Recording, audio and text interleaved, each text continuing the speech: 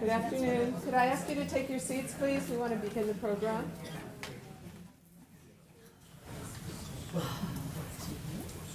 Some people are taking their seats, but some people aren't. My name is Deborah Jacobs. I'm University Librarian and Vice Provost for Library Affairs here at Duke, and it's my distinct pleasure to welcome you this afternoon. Others will be saying wonderful things about this remarkable collection. My role is to introduce the speakers, so I will do that now. Vincent Price is the 10th president of Duke University, where he is also Walter Hines Page Professor of Public Policy and Political Science in the Sanford School of Public Policy and Trinity College of Arts and Sciences.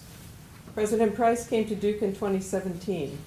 Since arriving on campus, he's turned his attention to the future of the university, developing a strategic framework focused on 5 core principles: empowering people, transforming education, building community, forging partnerships, and engaging a global network. President Price has also overseen a series of major reform efforts at Duke, including initiatives to study the legacy of the university's history, support the continued development of Duke arts and culture, update university facilities for the next generation of students and faculty, and reorganize the governance structure of the Board of Trustees. Prior to coming to Duke, Price served as provost at the University of Pennsylvania. Sally Kornbluth was the first woman to be appointed provost at Duke University in 2014 and has been reappointed for a second term, slated to begin July 1st. She joined the Duke faculty in 1994 and is currently the Joe Ray Wright University professor. Prior to being appointed as provost, she served 9 years as the vice dean for basic sciences in the School of Medicine. President Price has lauded Kornbluth's work in developing a new strategic plan called Together Duke and overseeing the addition of the undergraduate program at Duke Kunshan University. She led the creation of the Spring Breakthrough Program and worked with the Rubenstein Scholars Program and financial aid to make Duke more accessible. Edna Andrews is professor of linguistics and cultural anthropology. Nancy and Jeffrey Marcus, Distinguished Professor of Slavic and Eurasian Studies and Chair of the Linguistics Program here at Duke University. Andrews works in the field of cognitive neurolinguistics, which is changing our understanding of language and the brain. Her latest book, Neuroscience and Multilingualism, is the culmination of 10 years of research. In 2013, she received the University Scholar and Teacher Award, the only university-wide award that recognizes excellence in the combination of scholarship and teaching. Naomi Nelson is Associate University Librarian and Director of Duke's David M. Rubenstein Rare Book and Manuscript Library. Her current research interests center on managing and providing access to born digital materials and on leveraging the new avenues for humanities research opened by digital formats. In 2014, President Barack Obama appointed Dr. Nelson to the National Historical Publications and Records Commission. The NHPRC carries out the grants program of the National Archives to increase public awareness of America's historical records. Previously, Naomi was the interim director for the Manuscript Archives and Rare Book Library at Emory University from 2008 to 2010 and held a number of positions at Emory after joining that library in 1991. Thank you very much.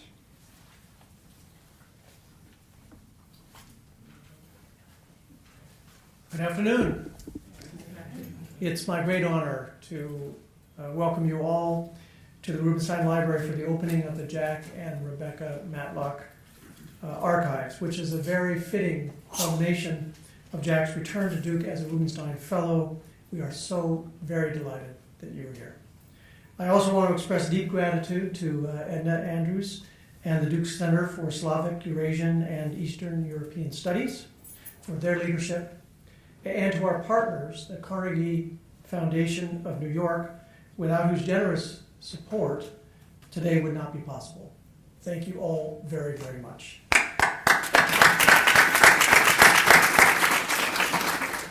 Now at Duke we spend a lot of time talking about using what we learn here to shape the world. But perhaps no two alumni embody that mission more completely than Jack and Rebecca Matlock.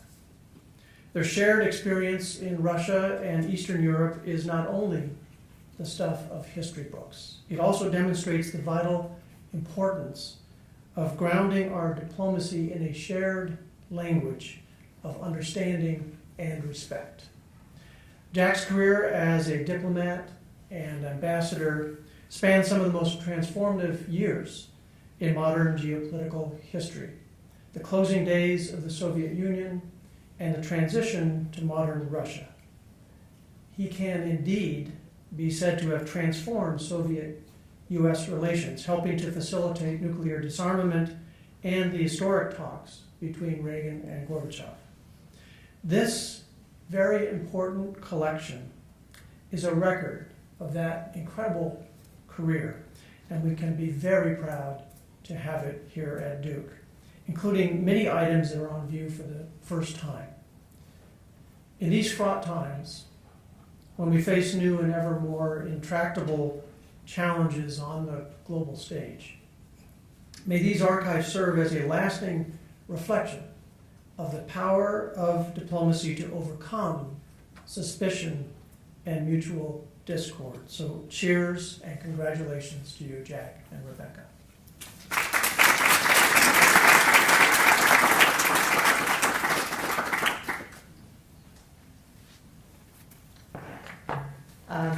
So thanks for the introduction, Deborah, and Vince for the remarks. And in addition to those that Vince mentioned in his thanks, I want to again thank Deborah, Naomi Nelson, and their team at the Rare Book and Manuscript Library, both for curating and managing the archive and for their collaboration with the Matlocks throughout.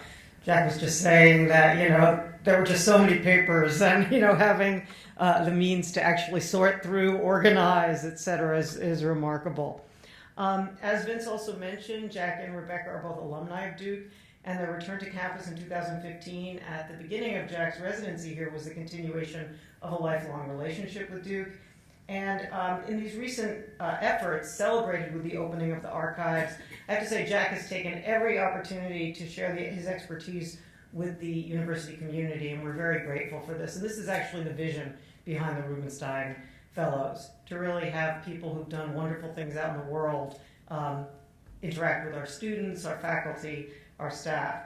As Deborah and Vince both mentioned, the materials contribute a rich, unique collection that complements other collections we have from government officials of the time.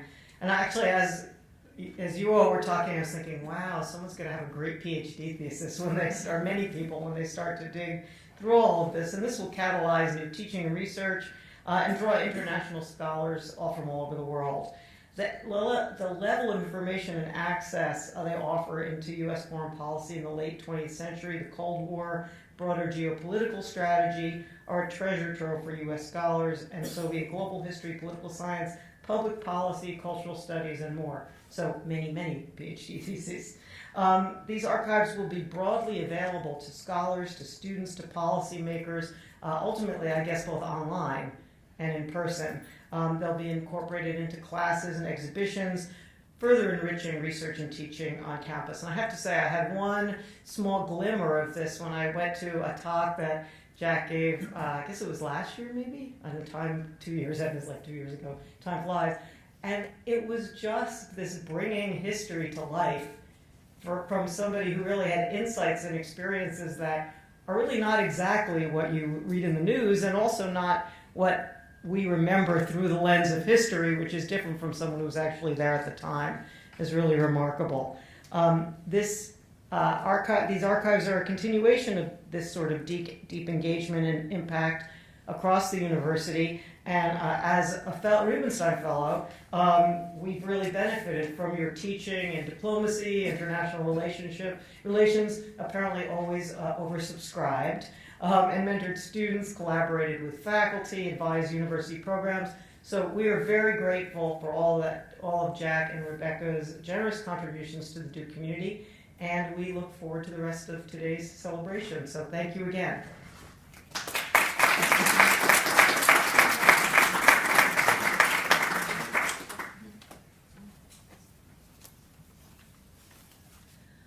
Thank you so much for coming. I do want to give a shout out to the collaborative spirit with working with the Rubenstein collection, the library, Deborah Jacobs, Naomi Nelson, Sarah Berghausen, Megan, everyone was so willing to and flexible to work through. I think it's not typical that your archivists are on site when you're doing the archives. So it was a wonderful experience, and of course the Carnegie Foundation, thank you so much for your generosity. Sally, your generosity in helping support Jack early in this effort. This is now year 4. We couldn't have done any of this without that support, and the institution has simply been wonderful. I am very proud to be a part of this. I wanted to say that we also have to thank Jack and Rebecca for this unique and wonderful archival collection. Just want to say a few words. Ambassador Jack Matlock and Rebecca Matlock are brilliant examples of what Duke undergraduates are and can be. Not only have they each in their own right played a major role in changing the course of history in the 20th century, but they were not satisfied to rest on these achievements. Instead, they came back to Duke, generously offered their archives to the Rubenstein collection, and as Sally mentioned, Jack has been teaching courses in international relations, U.S.-Russian relations, diplomacy. He's worked with students. He has helped get students in internships. He has come to numerous courses in economics, public policy, Slavic, to share his knowledge with countless students and colleagues, and he never says no. Rebecca's photographs of this important time are powerful documents that allow a unique perspective into a time that we no longer have visual access. And I don't think here you can fully imagine, even in Russia itself, there are challenges when in 21st century Russia, when movies are being made now about this period. They're all wrong, and everyone laughs. They don't look right. They should probably visit the Rebecca Matlock archives. Let me just conclude my brief remarks. I can't cover the expanse of what Jack means to me or to the institution and to our students, but I want to give you a small mind experiment. Imagine how exciting it is to come to work and have Jack in the office down the hall from you. He surprises you daily with important insights into current events. He shows you original documents when you least expect it. Here, Edna, come here. Reagan's notes concerning the summit in Reykjavik, the original. Or a letter from Ted Kennedy that was attached to a speech by his brother John. What an honor and privilege to have had this time working with the Matlocks as part of our Duke family. In fact, it proves the point that, indeed, it is a Duke family. Thank you.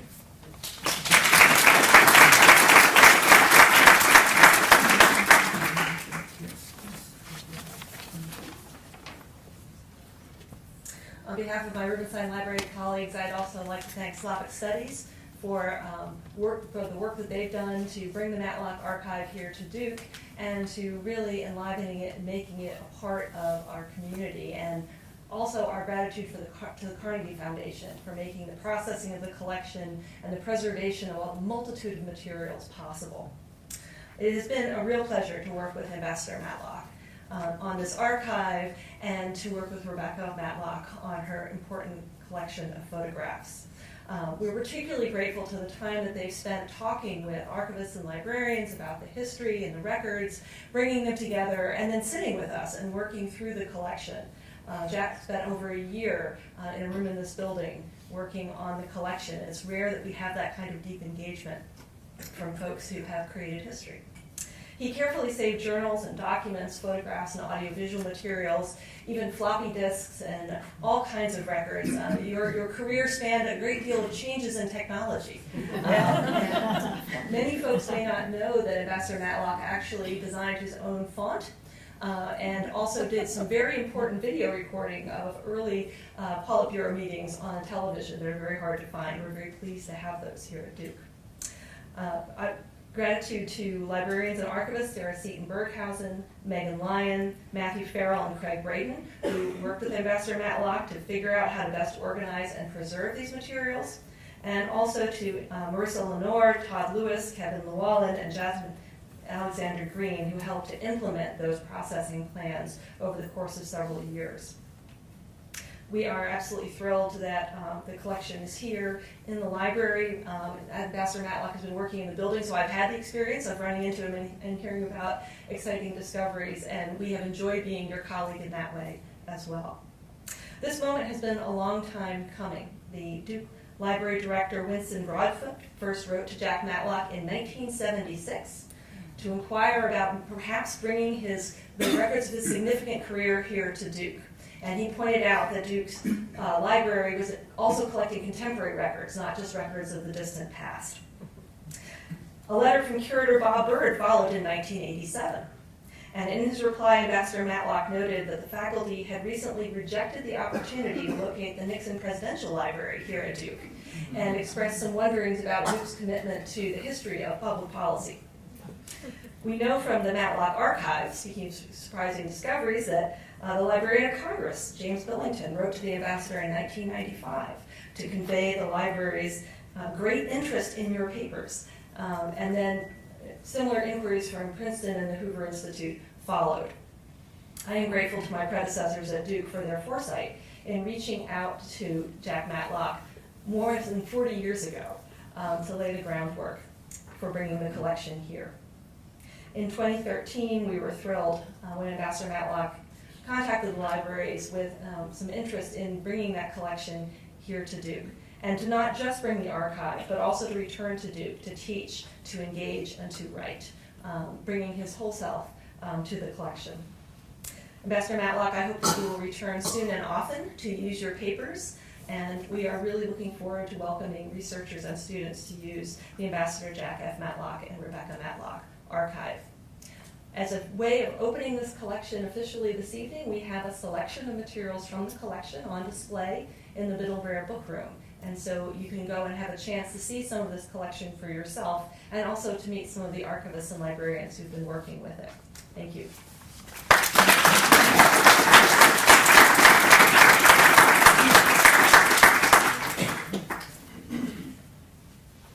I will be brief. It is my great honor to introduce Ambassador Jack F. Matlock. After graduating from Duke in 1950, Jack served in the American Foreign Service from 1956 to 1991, 35 years, including as ambassador to the Soviet Union from 1987 to 91, and ambassador to Czechoslovakia from 1981 to 1983. He participated in all but one of the U.S.-Soviet summits from 1972 until the end of the Soviet Union in 1991.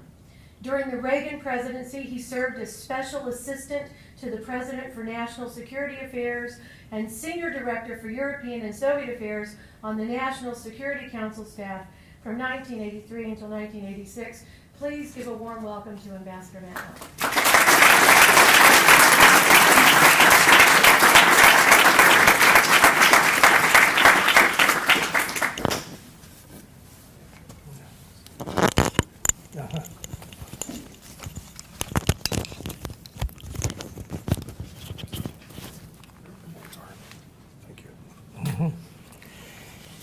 Thank you so much for all those kind words. President Price, Provost Kornblue, colleagues, friends, it is such an honor to have our papers deposited here at Duke University. It also has been a privilege to come back to Duke and be part of the community. And I thank you all for that opportunity. I'm very pleased on this occasion that some of our friends, associates from earlier times can attend. Our son, Joseph Matlock, and his wife, Rita Sinco. Joe went through I would say, a peripatetic childhood moving around the world to parents who were constantly going to different posts in several different continents. He came out pretty well despite that. And we have Also, I'm delighted today that Patsy Wooten Kelly, who has known us since our courtship days and is one of our lifetime friends, is here with her daughter Susan. And one of our colleagues in our last tour in Moscow, Renee Earle, a retired Foreign Service officer, who was part of a staff which I believe was the greatest diplomatic establishment that any country, not just the United States, has assembled at a single time. Whatever we accomplished as part of the U.S. government's effort to end the Cold War, that embassy played an absolutely critical role. And it was one in which we had some of the most talented and dedicated American diplomats the country's ever known. And Renee was very much part of it. So for me, it is a wonderful occasion to be here with friends and to talk a little bit about this archive and what I think we might do with it. There was the question, I know, that has already been raised, that, well, yes, other libraries had asked for these archives. I was pressed soon after I left Moscow in the 90s by my friend Jim Billington, the longtime Librarian of Congress. I was pressed by Princeton. I was pressed by Hoover Institution at Stanford, and of course Duke, my alma mater. Now, I put off the decision because for a number of years I really wanted to use them to write my books and to work for them with memoirs. I also wasn't sure where they should go. To be quite honest, in the substance, those other three libraries might have had a better claim. Obviously, the Library of Congress has far more material on U.S. foreign policy than other libraries, and since scholars often go there, wouldn't they be more accessible there? Princeton also had an unparalleled connection, including the George F. Kennan papers, who was in many ways not my mentor so much because I only met him late in my career, but you might say my philosophical teacher in going along. And then, of course, the Hoover Institution has papers going back to the Russian Revolution and through Russia. But in the final analysis, I thought that it's important to bring these papers home to where Rebecca and I started. Let me explain why our time at Duke was so determinative in the rest of our life. We met when we were freshmen here at Duke, and we met at a meeting of United World Federalists.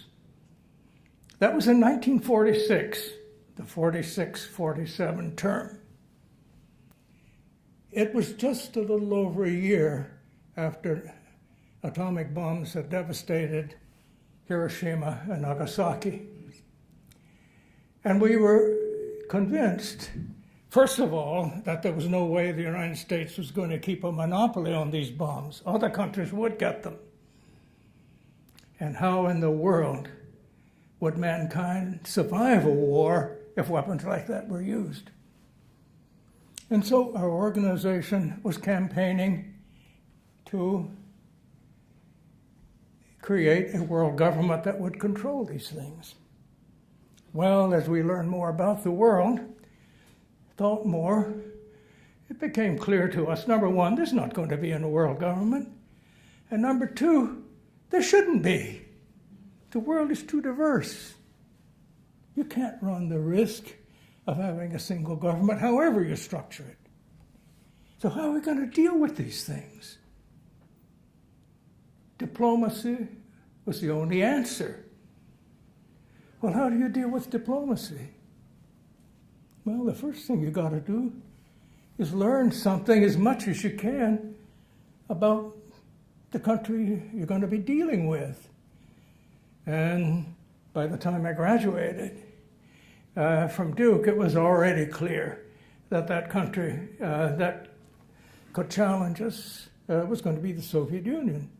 It was a country that at that time was totally closed to foreigners, not even tourists, much less students. So to study about it, you had to study outside. Duke, until our junior year, that is the 48-49 academic year, did not even offer Russian. So I was in the first class at Duke of the Russian language, and Rebecca and I both took the courses in Russian history that were offered, and once Russian language was offered, also courses in Russian literature and translation. And as we graduated, we decided that we wanted to devote a career either studying about Russia and the Soviet Union so that we could teach, or if we could get in, going in the Foreign Service and doing the diplomacy directly. So, all right, there was graduate school, there was a teaching stint when I did Russian language and literature at Dartmouth College, and then 35 years in the Foreign Service. Of those, we spent 11 of them in Moscow, and we spent another 7 in the United States, mainly in Washington, dealing specifically with Soviet affairs. We also, and I think importantly, spent 7 years in Africa and several years in Central Europe, Austria, Czechoslovakia, Germany. Now, I think because I was the Foreign Service officer who had probably at that time spent more time in the Soviet Union than anyone else. In 1983, I was invited to come to Washington I was then in Prague as ambassador to Czechoslovakia, and to develop a negotiating plan to deal with the Soviet Union. The Reagan administration at that point was beginning its 3rd year of the first term. We went back to Washington, and over the next few years, we developed a negotiating plan. We began to implement it. By 1987, I was sent to Moscow. By that time, the negotiations were well underway, and I was able to witness in Moscow the application and the development of these relations as they developed with the Soviet leadership.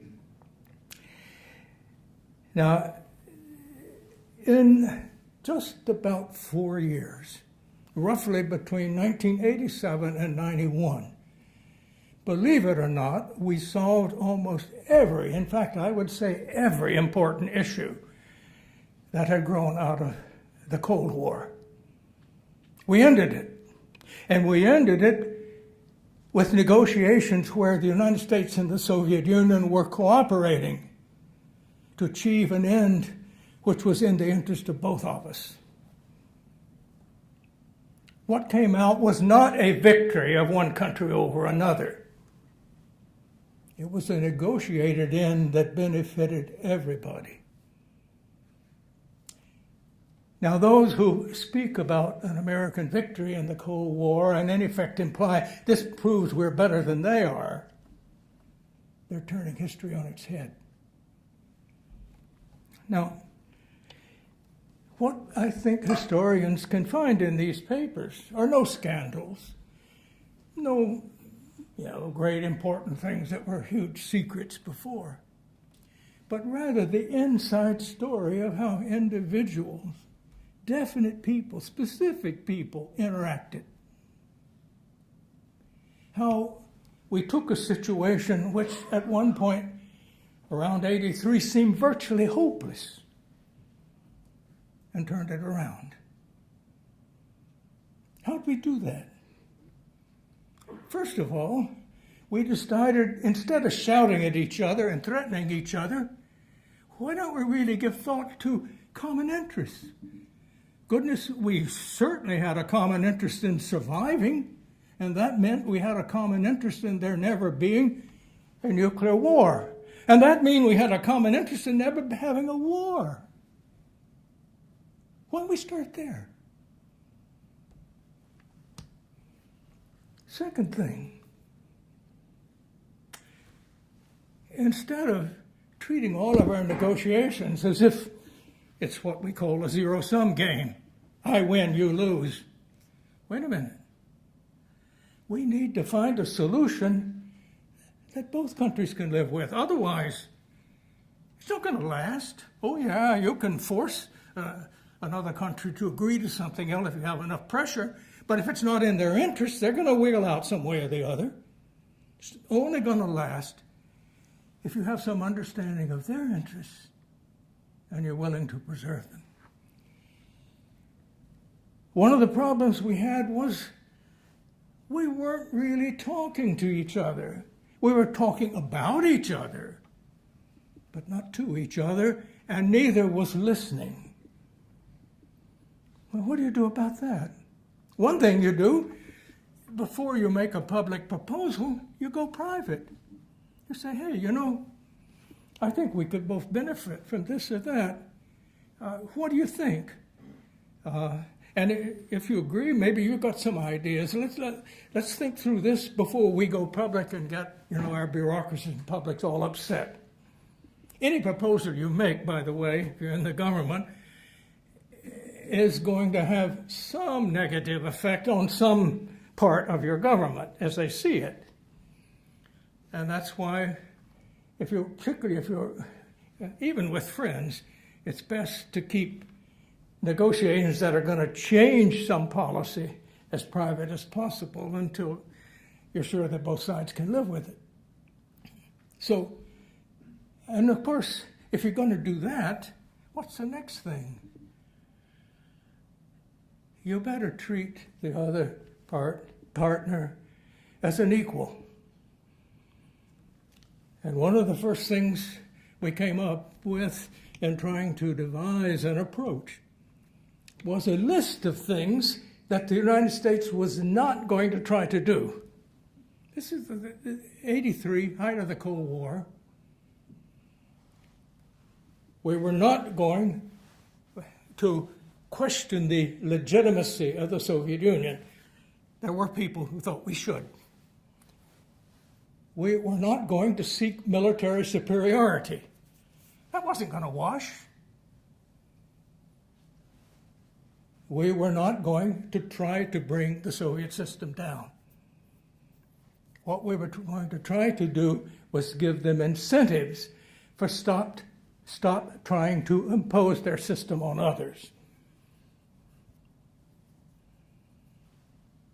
And I had actually drafted for President Reagan a secret directive for the bureaucracy to abide by those things. The other thing was, well, what do you want to achieve? And we finally got a speech drafted for him. He gave it on January 16, 1984. You will find, I think in my collections, about 13 drafts of that speech. And in my journal, a description of our discussions that went into it. And I'll never forget that when the first draft came back from the president having looked at it, the staffer who brought it back first asked, well, who drafted this? And I said, well, basically I did. I had help, but I did. And he said, I wondered because it was the first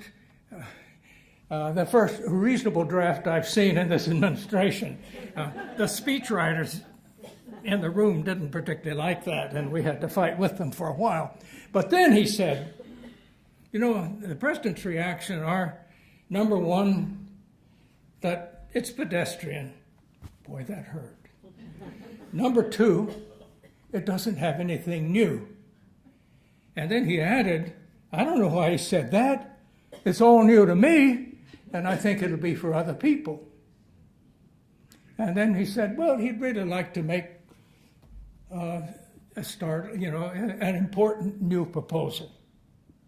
So the next thing I do was write a memo to him, analyzing what we were doing, but despite my dismay at his probably very correct analysis of the quality of the prose, what was most important was there was nothing new. I understood what he wanted to do, and it was not what most people understood. And that was that he was determined to start real negotiations, and that he genuinely wanted to get rid, particularly of nuclear weapons and the others. I won't continue on that except to say that what we put in that draft, and it was very much Ronald Reagan's own style, was a group of goals which were described as goals to cooperate to achieve. Lower the level of weaponry, particularly nuclear weapons, to the lowest possible level.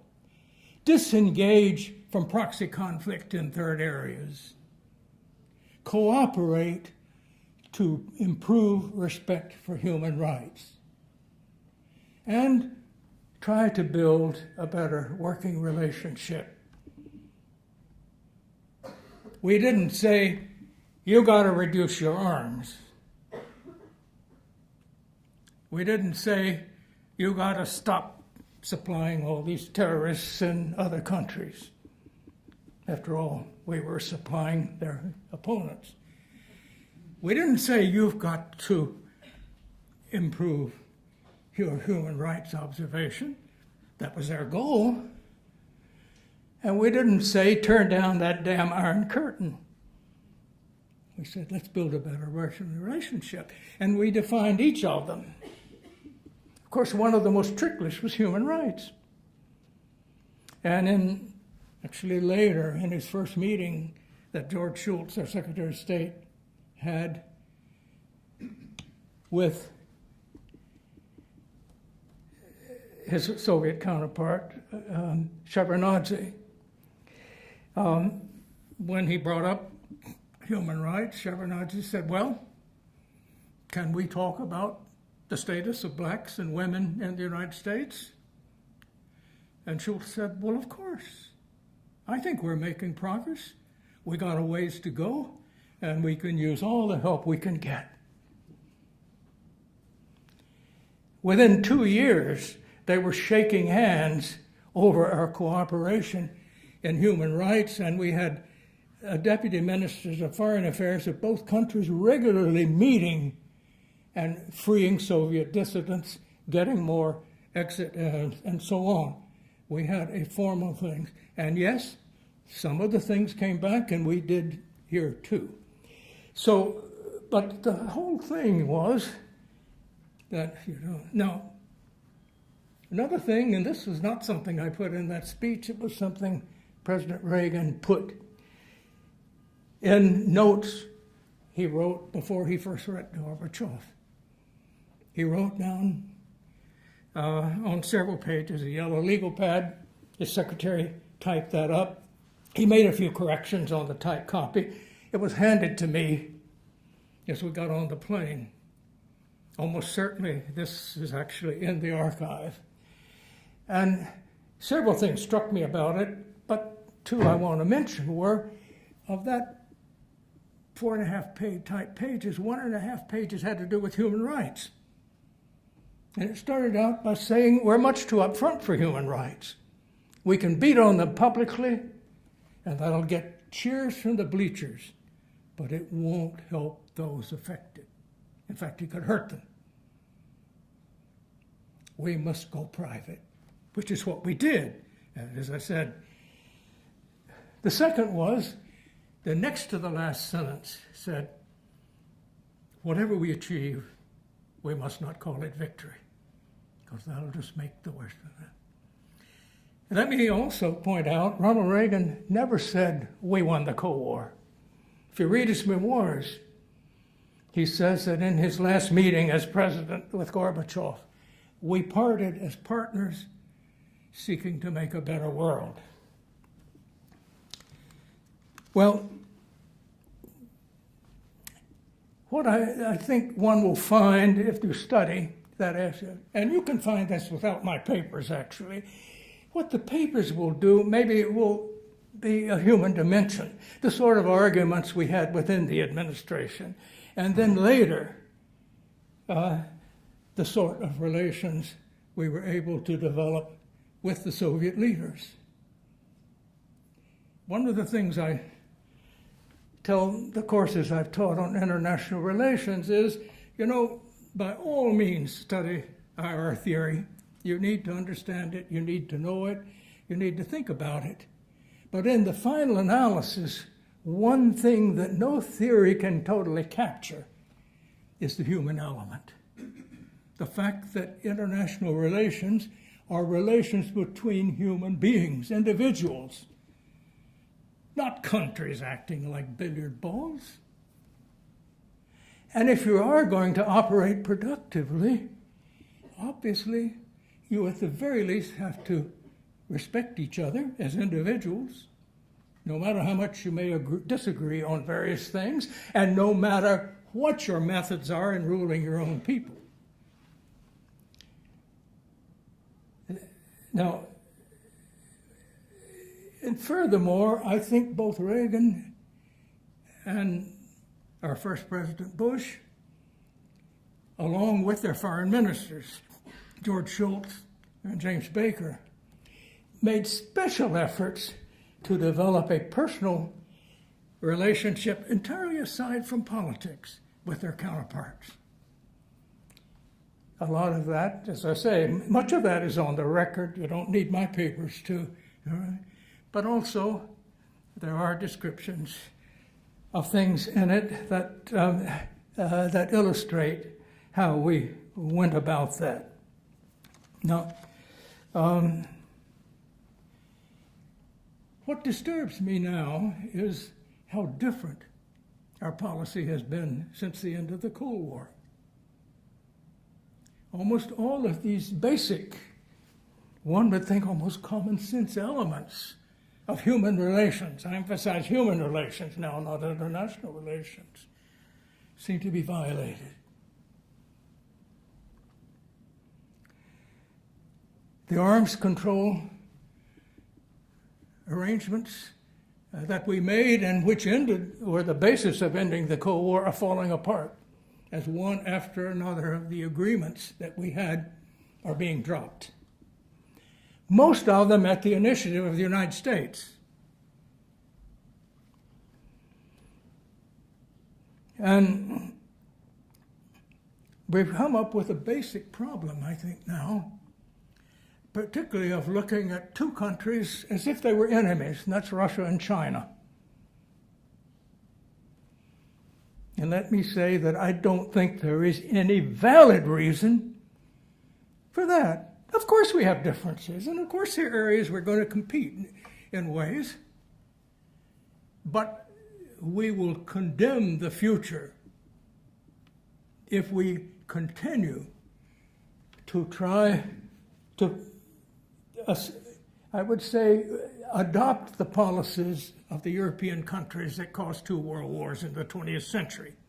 The future will not be determined by who controls what territory or precisely where the border is between Russia and Ukraine, for example, or whether the Chinese build islands in the South China Sea.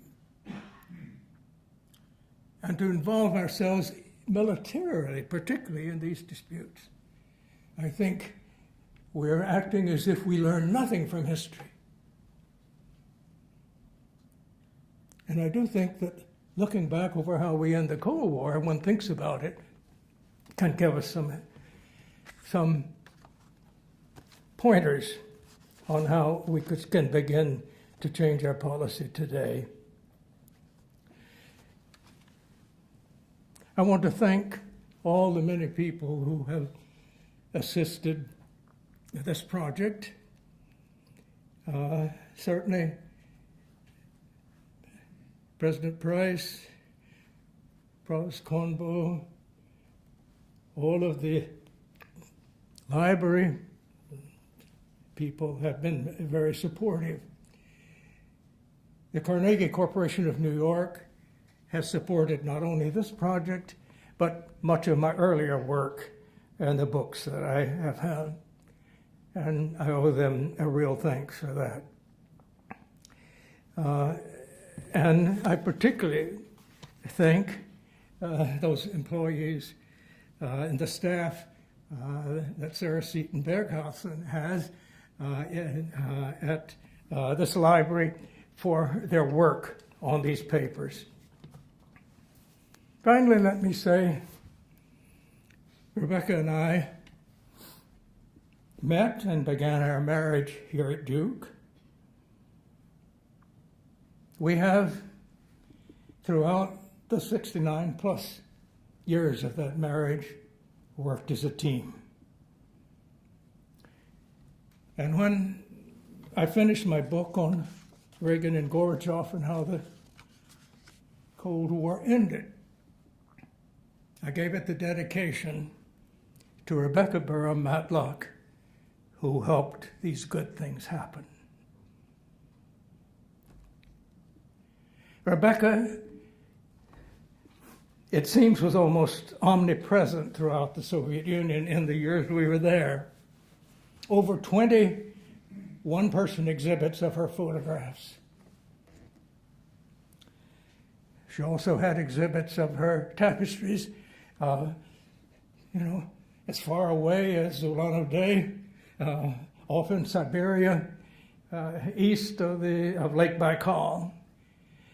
She was so well known that at times when I was discussing things with Gorbachev, he would sometimes appeal to me saying, you and your wife are so influential.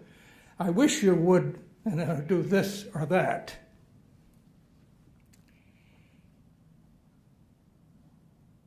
I'm so pleased that she has agreed to include her photographs, her letters to the family in this joint archive. And I would simply say, if you want to know what life was like during these crucial years in Moscow, for a foreigner who was interacting with Russians of all sides, you'll be interested in the letters she sent the family and friends, but you're also available there. But I'd like for her also to say a few words.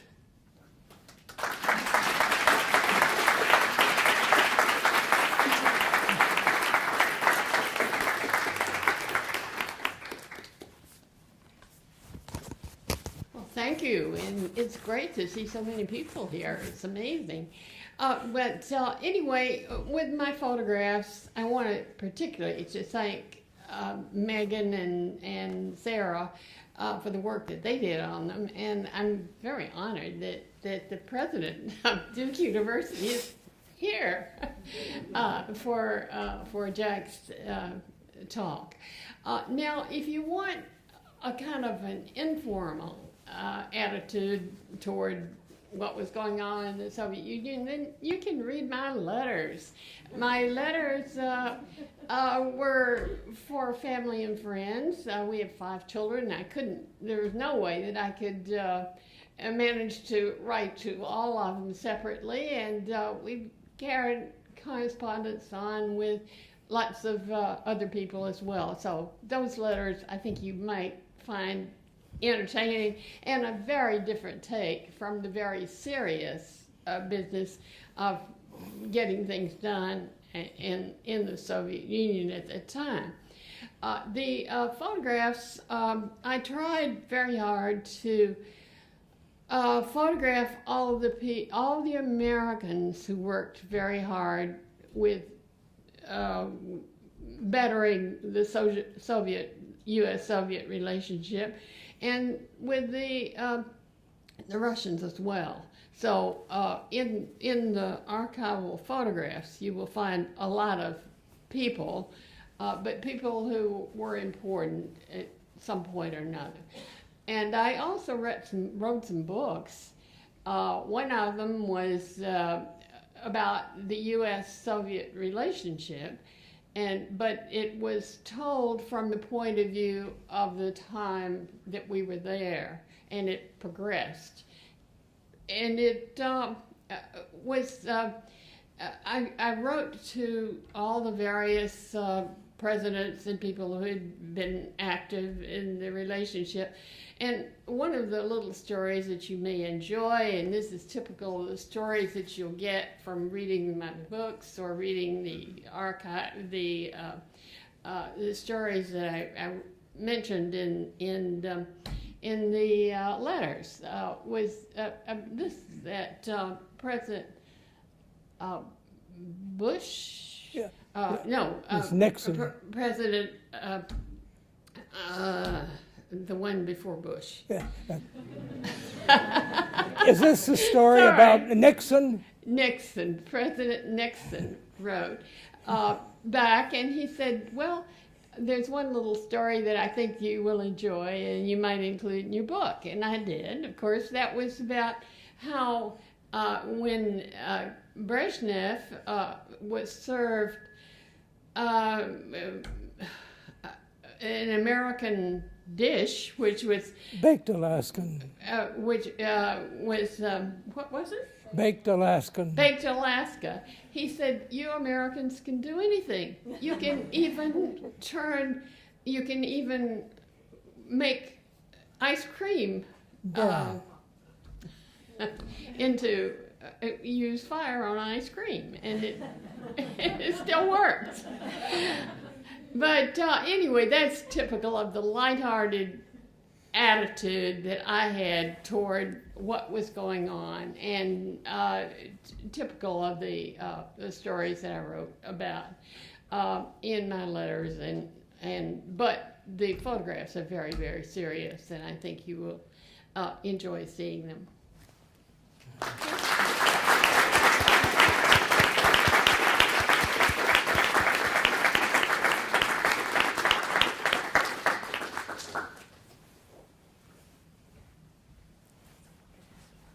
Thank you all for coming. Again, I'd like to remind you of the selection of materials in the Middle-Rear Book Room just outside and down the hall a little bit. I hope you'll stop by. Thank you.